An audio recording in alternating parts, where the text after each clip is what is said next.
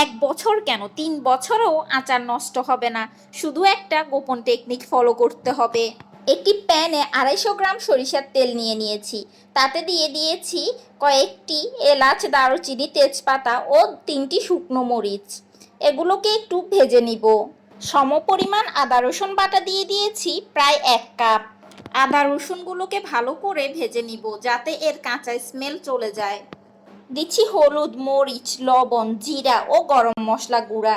এগুলোর কারণে আচারে সুন্দর একটা কালার আসবে। 5 ফোড়ন গুঁড়া দিয়ে দিয়েছি প্রায় 4 টেবিল চামচ।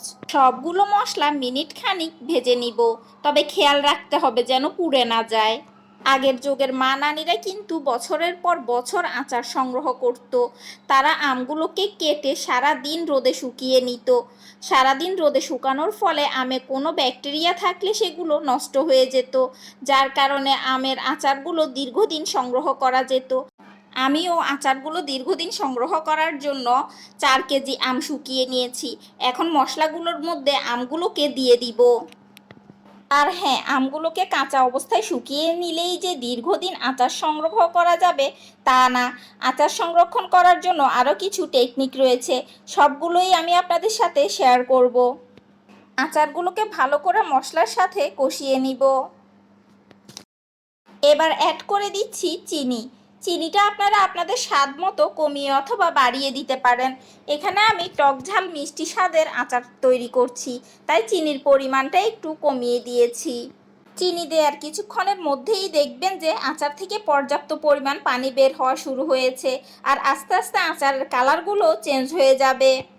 সময় এবং ধৈর্য নিয়ে আচারগুলো রান্না করতে থাকলে এক সময় আচারগুলোর কালার এরকম কালচে হয়ে আসবে, অনেকটা গরুর মাংসের কালা ভুনার মতো।